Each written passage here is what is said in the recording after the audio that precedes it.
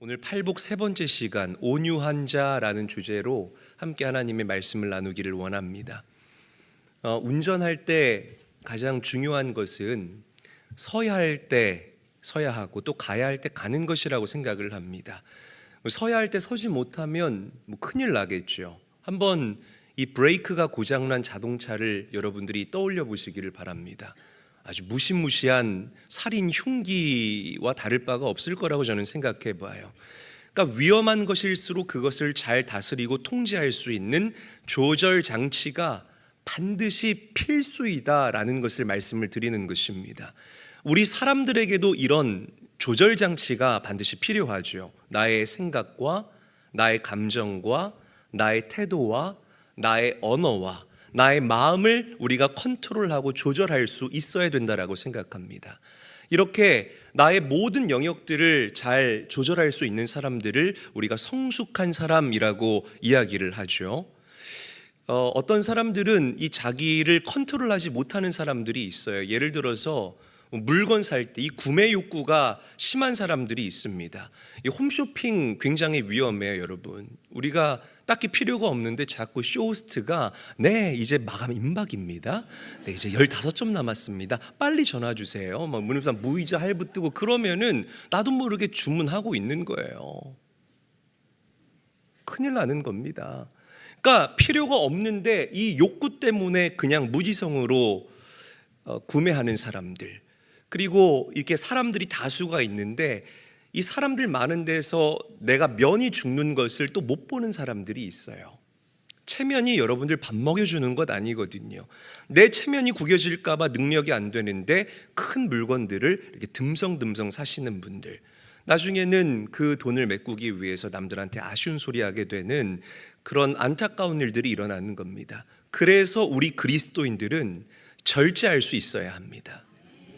할렐루야.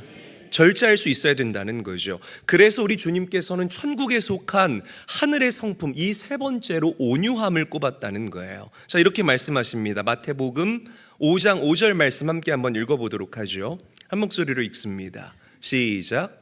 온유한 자는 복이 있나니 그들이 땅을 기업으로 받을 것이며. 자, 우리 주님은 명확하게 말씀하십니다. 내 기분, 내 감정, 내키는 대로 살아가는 사람들이 복이 있는 것이 아니라 내 삶이 성령님에 의해서 잘 컨트롤되고 통제되고 다스림을 받을 수 있는 온유한 자가 복이 있다. 이런 사람들이 땅을 기업으로 받을 것이다 라고 분명하게 말씀하셨음을 믿으시기를 바랍니다.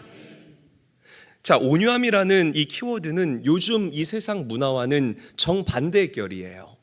요즘의 세상 문화는 끼와 개성을 굉장히 강조합니다. 너 하고 싶은 대로 해. 남들 다 그러고 살아. 교회 권사가 이혼해. 딸이 힘들다 하면 이혼해. 남들 다 이혼하고 잘 살아. 이렇게 얘기를 하는 시대가 바로 오늘 우리가 살고 있는 이 시대라는 거죠. 막 사람들을 선동해서 그 사람들을 이끌어가고 무언가 한 공동체를 이끌어가면 그런 사람 보고 카리스마 있다라고 이야기하는 시대가 요즘 세상이라는 것입니다. 이런 사람들이 뭔가 반짝거리는 것 같고 된 것 같은 인생을 살아가는 것 같지만 성경은 그렇게 이야기하지를 않아요. 강한 자, 힘 있는 자가 땅을 차지하는 것이 아니라 성령에 의해서 통제되는 온유한 자가 땅을 유업으로 받을 것이다. 할렐루야. 여러분 명심하시고 가슴에 새겨야 할 것입니다. 자, 그렇다면 온유하다라는 이 말이 어떤 의미를 가지고 있을까? 우리가 조명해 봐야 되겠죠. 온유하다라는 이 말은 히라버로 프라우스라고 읽고 발음합니다. 프라우스. 영어로는 meek이라는 단어를 썼어요. M-E-E-K, meek.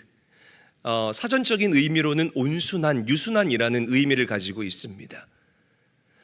이 프라우스라는 이 원어는 힘센 야생 동물들을 길들일 때 사용하는 그런 용어예요. 여러분, 통제되지 않는 이 야생 동물은 사람의 삶 가운데 요만큼의 유익을 줄 수가 없습니다.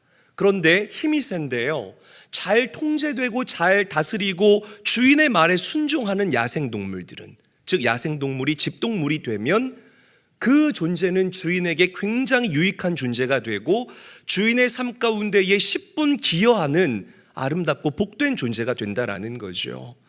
우리가 알다시피 옛날, 저는 이 소를 끌던 시대를 살아본 적이 없어서 잘 모르겠지만 우리 어르신들 소 보신 분들 계시죠? 네, 한 2분 계시나 보네요.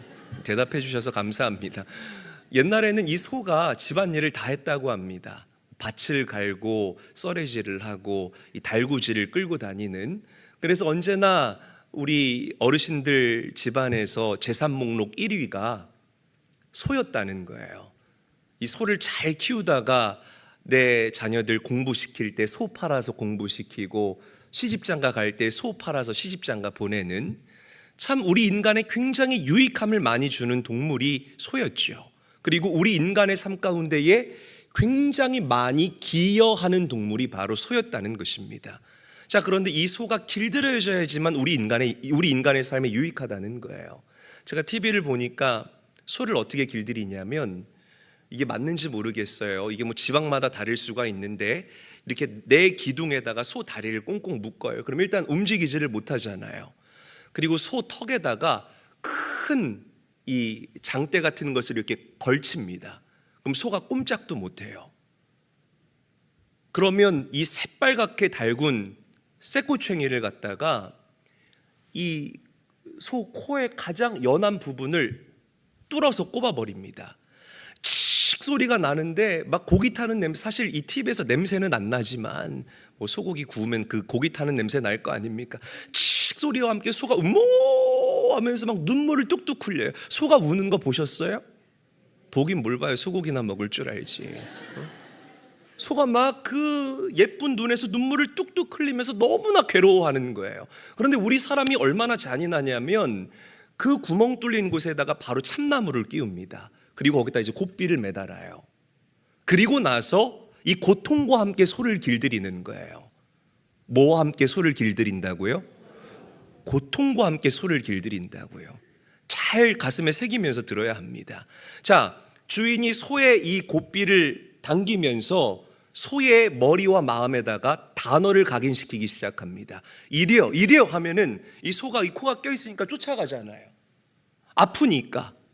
그때 주인이 이려, 이려 할 때, 아, 이게 앞으로 가자라는 신호이구나. 이려라는 단어가 이 마음과 머리에 각인되는 거예요. 고통과 함께.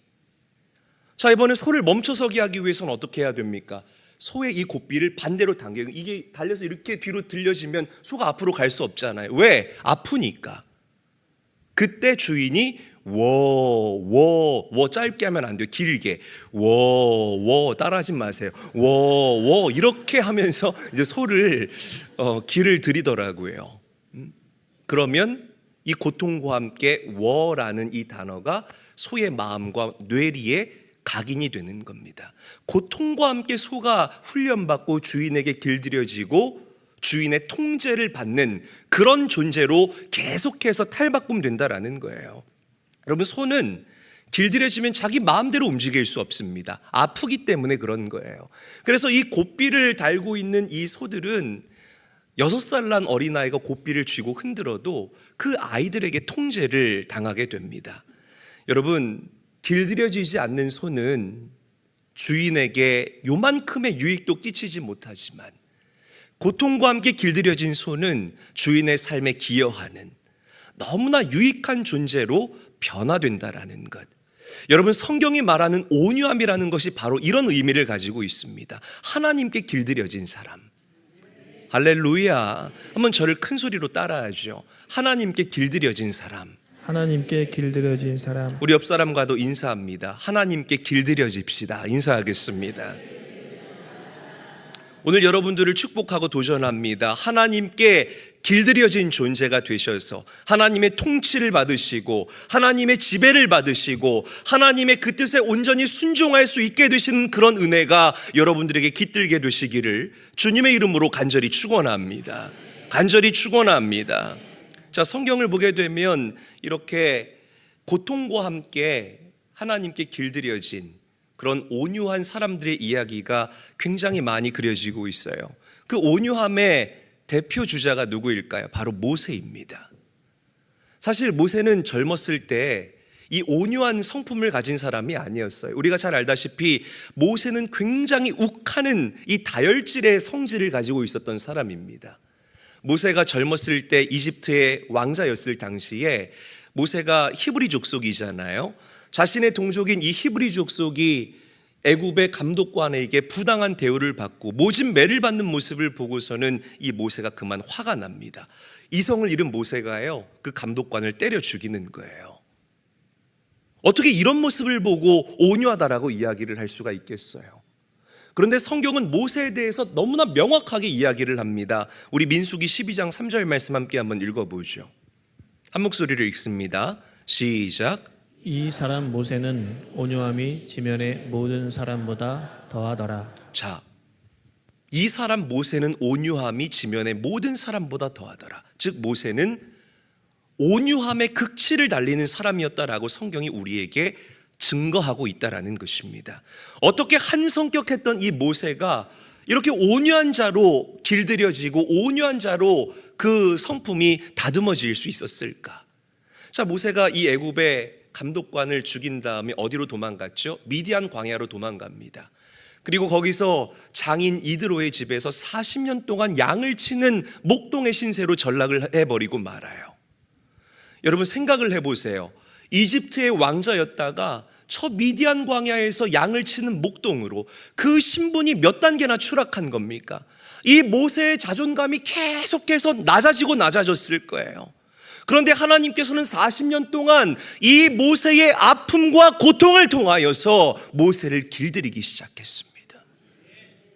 마치 이 소가 고삐를 맸을 때에 그 고통과 함께 주인의 음성을 인식하고 주인의 음성이 내 마음에 각인되듯이 모세의 고통을 통하여서 하나님께서는 모세를 낮추시고 모세를 부드럽게 만들어 가시고 하나님께서 통제하시기 편한 사람으로 점점점 빚어가시기 시작했다는 겁니다.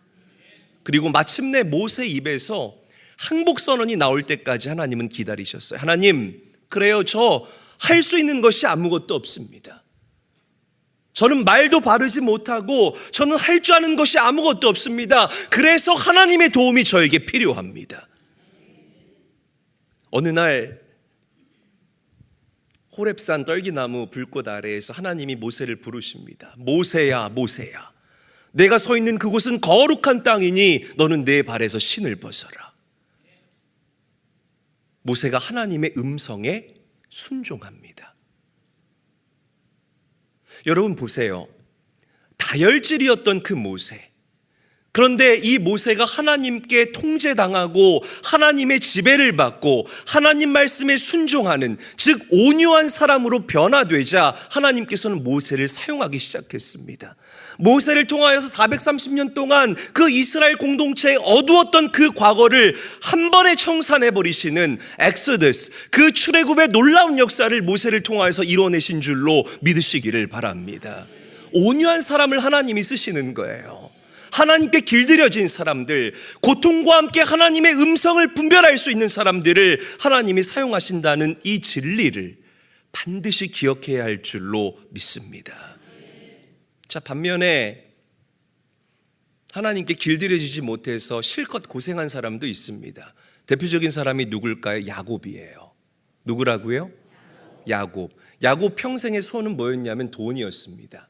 돈. 그러니까 눈만 뜨면 돈, 가족도 돈으로 보이고 삼촌도 돈으로 보이고, 그래서 가족 속이고요 삼촌까지 등쳐먹은 사람이 바로 야곱입니다. 그런데 야곱이 그 물질을 구했기 때문에 하나님이 또 야곱에게 물질을 주세요. 참 우리가 믿는 하나님 좋으신 하나님이십니다. 할렐루야. 그렇다고 또 헛된 것 구하지 마시기를 바랍니다, 여러분.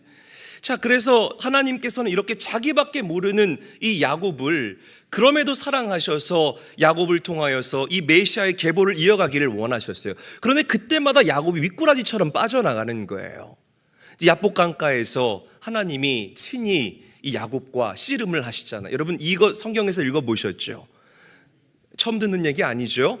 네, 씨름을 하는데 야곱이 그때까지도 계속해서 자기 고집을 부리는 거예요. 뻗팅기는 겁니다.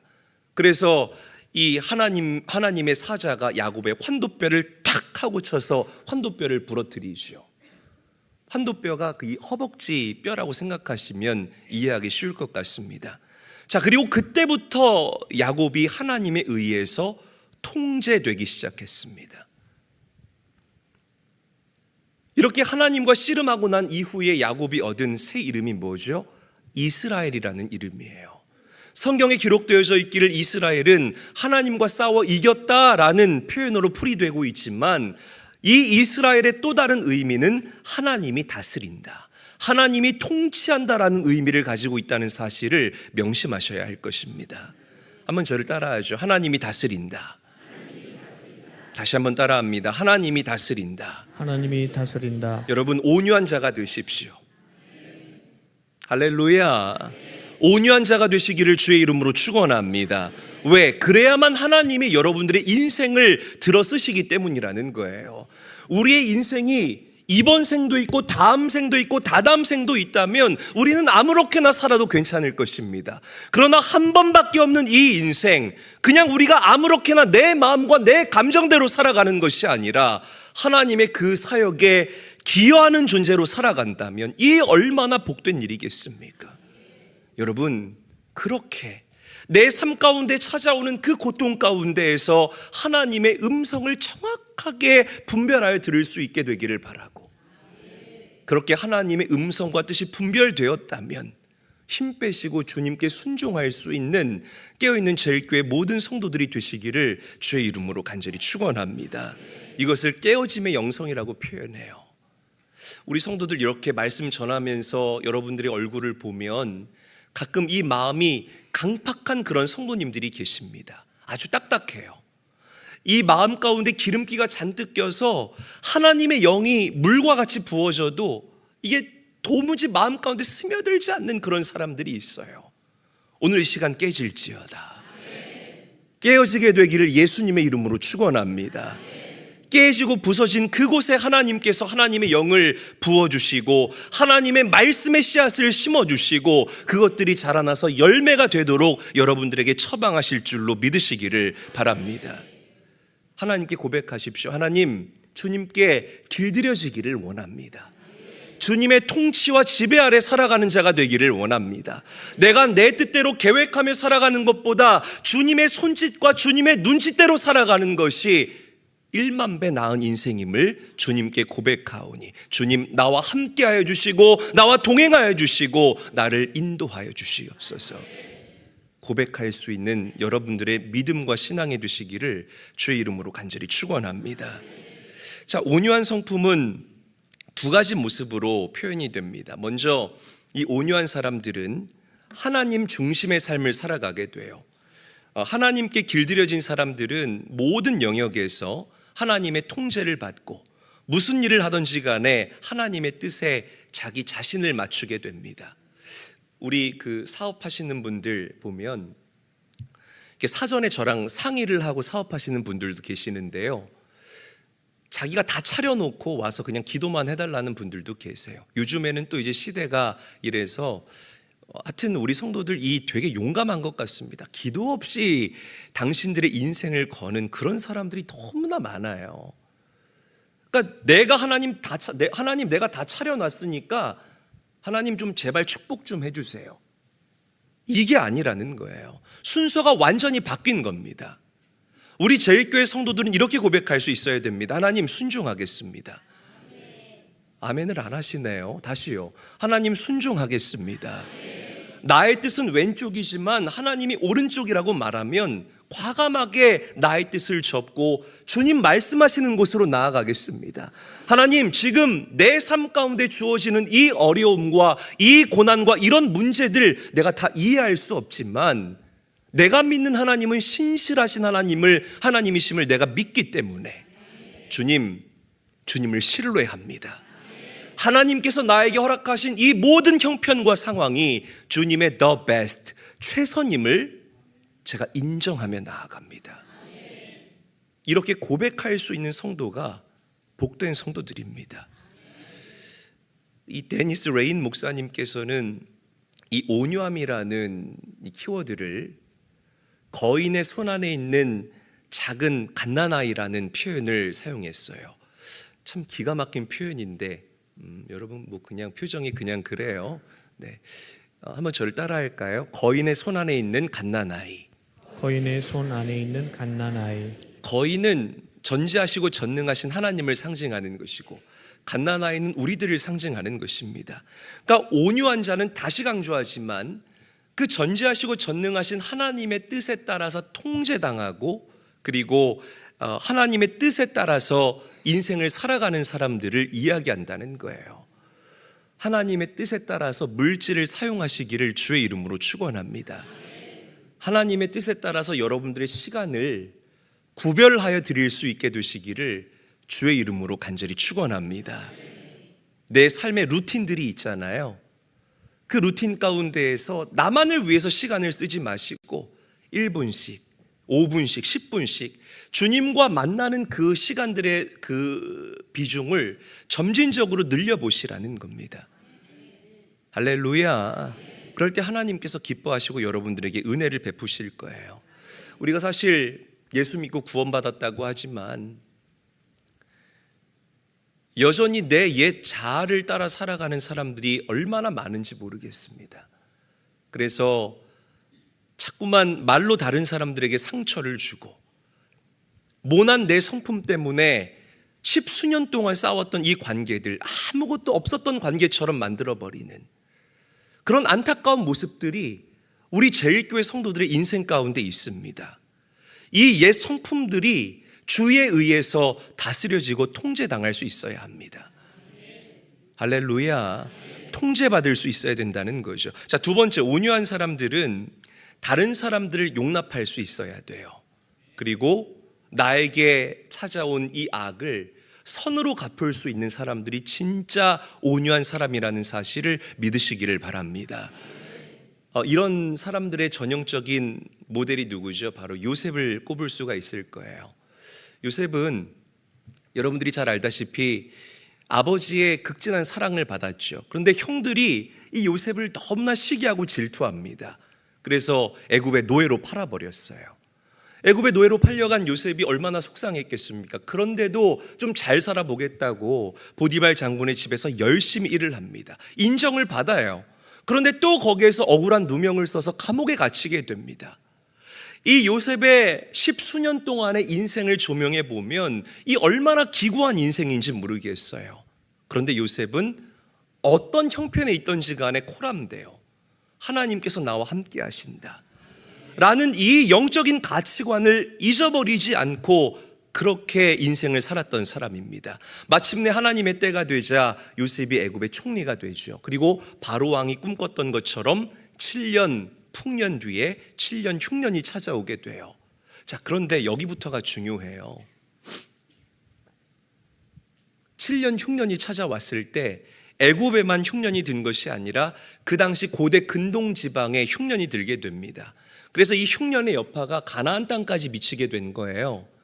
이 요셉의 형제들이 가나안 땅에 살다가 곡식을 찾기 위해서 애굽으로 내려오게 돼요.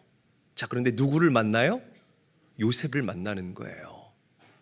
여러분, 이 장면이 어떻게 다가오십니까? 통쾌합니까? 이 통쾌한 사람들은 다시 말씀 들으셔야 됩니다, 여러분. 통쾌하면 안 되거든요, 사실. 자, 이 입장이 바뀌었잖아요. 옛날에는 이 형들이 나를 팔아넘겼지만 이제 나와 형들과의 이 신분의 차이는 하늘과 땅 차이 아닙니까? 요셉이 형제들에게 어떻게 합니까? 아이고 형님들, 그동안 만수무강 하셨습니까? 곡식을 달라고요? 네. 네, 드려야죠. 내 가랑이 사이로 기어. 연기가 좀 되네요, 여러분. 네. 이렇게 하지 않았다는 거예요. 이렇게 하지 않았다는 겁니다. 요셉이 이렇게 이야기를 해요. 자, 발췌입니다. 화면을 보고 읽겠습니다. 창세기 45장 5절에서부터 8절까지의 말씀 한 목소리로 읽습니다. 시작. 당신들이 나를 이곳에 팔았다고 해서 근심하지 마소서, 한탄하지 마소서. 나를 이리로 보낸 이는 당신들이 아니요 하나님이시라. 그래요. 이게 바로 요셉이 가지고 있었던, 나에게 찾아왔던 악을 도리어 선으로 갚을 수 있는 요셉의 온유함이었다는 것입니다. 마치 거인의 손 안에 있는 갓난아이처럼 요셉은 자신의 그 작은 감정선까지도 하나님의 지배 아래에서, 하나님의 통제 아래에서, 하나님의 그 다스림 아래에서 조절할 수 있는 성숙하고 온유한 사람이었다는 것. 여러분, 이 요셉의 영성을 담게 되시기를 주의 이름으로 간절히 축원합니다. 여러분들이 온유한 자가 되기를 원합니다. 하나님이 쓰시기 편한 그릇이 되기를 원합니다. 그래서 주님 손에 붙들리어서 하나님의 사역에 기여하는 존재들로 이 땅을 살아갈 수 있게 되시기를 다시 한번 우리 구주 예수님의 이름으로 간절히 축원합니다. 자, 마지막으로 온유한 사람들 어떤 복을 받을까? 성경은 온유한 자가 땅을 차지한다라고 이야기를 하고 있어요. 자, 성경에서 말하는 이 땅은 추상적인 축복이 아니에요. 굉장히 구체적인 축복을 이야기를 합니다. 여러분들의 기업에 물질이 들어오고, 할렐루야, 여러분들의 가정이 기름지게 되고 내 삶이 풍요로워지는 이 구체적인 축복을 성경은 항상 땅에 비유하고 있습니다. 성경에서 말하는 이 땅이요, 굉장히 무게감이 있는 축복 중에 축복이라는 거죠. 온유한 자가 땅을 차지한다. 강한 자가 땅을 차지하는 게 아니에요. 2000년 세계 역사를 조명해 보시기를 바랍니다. 반짝하고 강한 자들이 땅을 차지하는 것 같잖아요. 뭐 징기스칸이라든지 로마의 시저라든지 알렉산더라든지 나폴레옹, 뭐 히틀러, 스탈린, 이런 사람들이 땅을 차지하는 것 같지만 아니라는 겁니다. 그들의 말로가 얼마나 비참한지 여러분들이 세계 역사를 통해서 이미 다 확인한 바라는 것이에요. 동물의 세계, 오늘 동물 얘기 참 많이 하네요. 동물의 세계를 보면 참 재밌어요. 시간 가는 줄 모르겠어요. 어릴 때도 저는 이 동물의 세계 이런 걸 참 봤는데, 요즘에도 이 동물의 세계가 굉장히 재밌나 봐요. 그거 틀어놓으면 막 30분, 1시간 금방 시간이 갑니다. 자, 이 동물의 세계를 보면 맹수들이 땅을 차지할 것 같잖아요. 그런데 아니에요. 항상 이 초식 동물들이 이렇게 옹기종기 모여서 그 땅을 잔뜩 차지하고 물을 먹고 풀을 뜯는 모습을 우리가 화면을 통해서 만나볼 수 있습니다. 누가 풀을 뜯고 있습니다. 나레이션들이 나오면은 이 누들이 막 풀을 뜯어 먹다가 이렇게 짐승들이 오나 뭐 야생동물이 오나 고개를 이렇게 막 절레절레 젓잖아요. 그러니까 이렇게 보면은 항상 이 초식 동물들이 얻어 터지는 것 같고 잡아먹히는 것 같지만 아니라는 거죠. 항상 이 연약해 보이지만 유순한 초식 동물들의 그 숫자가 훨씬 많고 그들이 밟고 서 있는 땅의 면적이 훨씬 더 넓다는 것을 우리가 만나볼 수 있어요. 영적으로 아주 중요한 원리라는 것입니다. 여러분, 우리가 온유한 사람이 되면 하나님께서는 가장 먼저, 잘 들으십시오, 저 영원한 천국을 우리 성도님들에게 땅으로 주실 줄로 믿습니다. 축복 중에 축복이에요. 여러분들이 정말 천국과 지옥이 있다라는 이 진리를 믿는 사람들이라면, 그 진리를 명확하게 믿는 사람들이라면, 나같이 죄인이고 나같이 부족한 사람이 저 영원한 천국을 유업으로 받는다니, 저 영원한 천국의 상속자가 된다니, 이 얼마나 감사한 일인가. 우리는 감격하지 아니할 수 없고 감사하지 아니할 수 없는 그런 인생들이 된다라는 것입니다. 온유한 자가 되셔서 천국을 소유한 자들이 되시기를 주의 이름으로 간절히 축원합니다. 자, 또 온유하면 여러분들의 가정이 내 땅이 되고 여러분들의 기업이 내 땅이 되고 저 사람들과의 만남, 이 관계가 나의 땅이 되는 점진적인 나의 영역의 확산이 일어나게 됩니다. 가정에 천국이 스며들게 돼요. 왜? 여러분들이 온유하기 때문에. 손을 대는 것마다 되는 역사가 일어나게 될 줄로 믿으시기를 바랍니다. 왜? 하나님이 통제하시고 하나님이 통치하시는 그 하나님의 주권 아래에서 우리가 일을 하기 때문입니다. 관계를 통해서 믿지 않는 사람들이 우리 성도들, 온유한 여러분들을 보고 하나님의 형상을 발견할 거예요. 이게 전도예요. 전도에서, 목사님, 제가 전도에서요, 우리 옆집 아줌마 아주 말로 제가 죽여놨어요. 아유, 잘하셨어요, 여러분. 그 사람들 기분 나빠서 교회 안 나옵니다. 말로 죽여놨고 왜 저한테 와서 자랑을 해요? 잘 죽이셨어요. 말로 죽이면 안 되고요, 논리로 이기면 안 되고 내 삶으로, 온유한 나의 성품으로 하나님을 드러낼 때 그게 진짜 전도라는 거죠. 그런 존재들이 되십시오. 여러분 혹시 질문 드려볼 게 좀 어려운 질문인데 여러분들 온유한 사람들이십니까? 확신 없는 아멘 감사합니다. 우리 옆 사람과 한번 인사해 보죠. 한번 질문해 보시고 답을 한번 들어보세요. 당신은 온유한 사람입니까? 한번 물어보고 답을 들어보세요.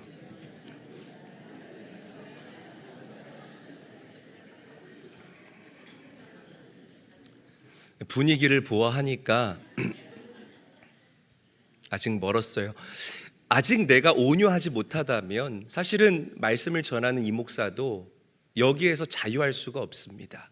그러나 우리가 우리의 약함을 인정하고 그리고 하나님께서 나를 통치하시고 나를 다스릴 수 있도록 나를 하나님께 내어드린다면 우리의 옛 자아가 십자가에서 죽고 우리는 부활하신 예수의 생명으로 사는 자들이 되기 때문에 예수님의 온유함을 닮아가는 그런 점진적인 성장을 경험하게 될 줄로 믿으시기를 바랍니다. 말씀을 정리하죠. 여러분, 하나님께서 우리에게 부여하신 그 영적 정체성 가운데 청지기의 정체성을 우리에게 부여하셨습니다. 믿으시면 아멘 합시다. 나의 물질, 나의 시간, 나의 건강, 나의 가정, 나의 일터 내 것이 아니에요. 하나님께서 이 땅을 살아가는 동안 잘 관리하라고 여러분들에게 맡겨주신 소유라는 사실을 인정하셔야 됩니다. 그래야 거기에 하늘의 복이 임하게 돼요. 내가 벌었다고 해서 돈 아무렇게나 마음대로 사용하지 마십시오. 아멘 아무도 안 하시네요. 다시 할까요? 처음부터? 다시요. 내 물질이라고 내 마음대로 아무렇게나 사용하지 마시기를 바랍니다. 그래요. 아멘이 되셔야 돼요, 여러분. 내 시간이라고 해서 아무렇게나 그냥 허탄하게 그 시간들을 보내지 마시고 주님을 위해서 그 시간들을 점진적으로 사용하시기를, 늘려가 보시기를 다시 한번 주의 이름으로 축복합니다. 그래서 주님의 통치 아래 살아가는, 그래서 땅을 차지하는 구체적인 축복을 받아 누리시는 제가 정말 사랑하는 우리 제일교회 모든 성도님들이 될 수 있기를 주님의 이름으로 간절히 축원합니다.